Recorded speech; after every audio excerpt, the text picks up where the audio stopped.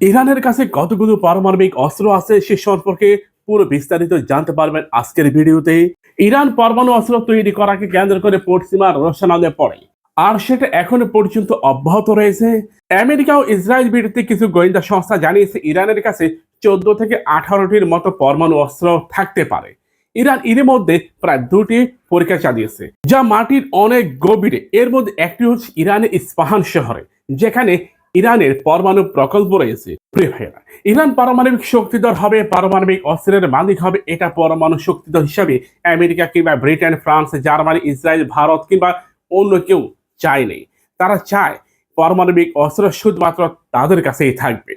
মুসলিম রাষ্ট্রের মধ্যে একমাত্র পাকিস্তানের কাছে এই পারমাণবিক অস্ত্র রয়েছে, কিন্তু ইরানও এই অস্ত্রের মালিক হতে চায়।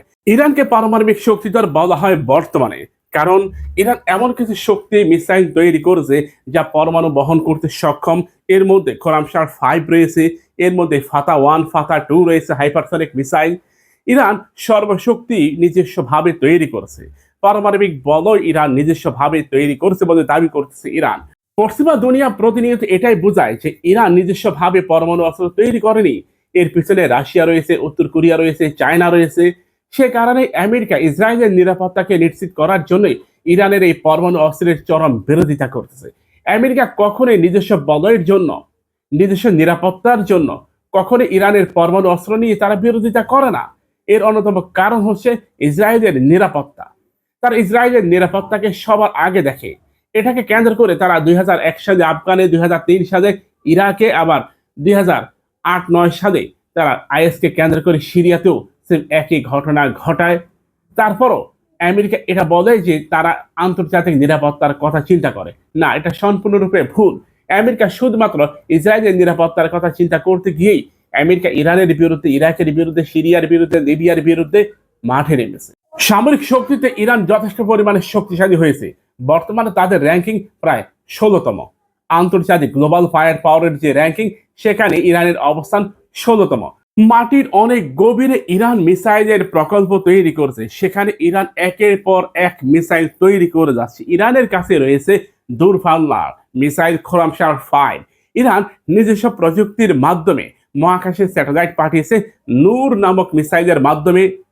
ইরানের কাছে মোট প্রায় 750টি ভ্যারিয়েন্টের মিসাইল রয়েছে। এর মধ্যে ম্যাক্সিমাম মিসাইলে শর্ট রেঞ্জ, মিডিয়াম রেঞ্জের। লং রেঞ্জের মিসাইলগুলোর মধ্যে রয়েছে খোরামশার 5, ফাতা 1, ফাতা 2। এগুলো যথাক্রমে 2.5 থেকে 5,000 কিলোমিটার রেঞ্জের মধ্যেই রয়েছে। সামরিক শক্তিতে যথেষ্ট পরিমাণে শক্তি রয়েছে ইরানের। আমেরিকা এই মুহূর্তে ইরানে আক্রমণ করতে চাচ্ছে না, আর আমেরিকা এটা করবেও না। আমরা এখনো পর্যন্ত এটাই বলে আসছি যে আমেরিকা কখনোই ইরানে আক্রমণ করতে চায় না। ইসরায়েলের চাপে হয়তো আমেরিকা পদক্ষেপ নেয়, কিন্তু আমেরিকা ইরানে আক্রমণ করতে চাচ্ছে না। যদি আমেরিকাকে কখনো ইরানে আক্রমণ করতে হয়, তা পুরোপুরি ইসরায়েলের চাপেই তারা তা করবে। ইরান এমন একটা শক্তি তৈরি করছে, মধ্যপ্রাচ্য থেকে শুরু করে 2,500 কিলোমিটারের মধ্যে আমেরিকার যত সামরিক ঘাঁটি রয়েছে, পশ্চিমা সামরিক ঘাঁটি রয়েছে, ইসরায়েল রয়েছে, সব ইরান তামা তামা করে দিতে পারবে, লন্ড ভন্ড করে দিতে পারবে। কারণ তার এমন কিছু প্রকল্প তৈরি করেছে। ধারণা করা হচ্ছে ইরান অতি গোপনে তাদের যে কামিকাজ ড্রোন, সে কামিকাজ ড্রোনের যে ওয়ারহেড, এটাকে তারা পরমাণু ওয়ারহেডে রূপান্তর করতে যাচ্ছে। যদি ইরান এটা করতে পারে, তাহলে এই পৃথিবীতে 1 নাম্বার পরাশক্তি হবে ইরান। আমেরিকাকে ছাড়িয়েও ইরান হবে বিশ্বের অন্যতম পরাশক্তি। এর কারণ কামিকাজ ড্রোন। বা এটি এমন একটা ড্রোন, পৃথিবীর কোনো রাডারে এটা শনাক্ত হয় না। এটা এমন ভাবে চলে, ধীর গতিতে চলে, কিন্তু একে বেঁকে দিক পরিবর্তন করতে পারে। এটাকে মিসাইলের মাধ্যমে যে প্রতিহত করা হবে, তাও ভুল। কারণ রাশিয়া ইউক্রেন যুদ্ধে ইউক্রেন অনেকবার ট্রাই করেছে এটাকে ভূপাতিত করতে, কিন্তু পুরোপুরি ব্যর্থ হয়েছে। প্রকান্তরে মুখ থুবড়ে পড়েছে ইউক্রেনের নিরাপত্তা ব্যবস্থা।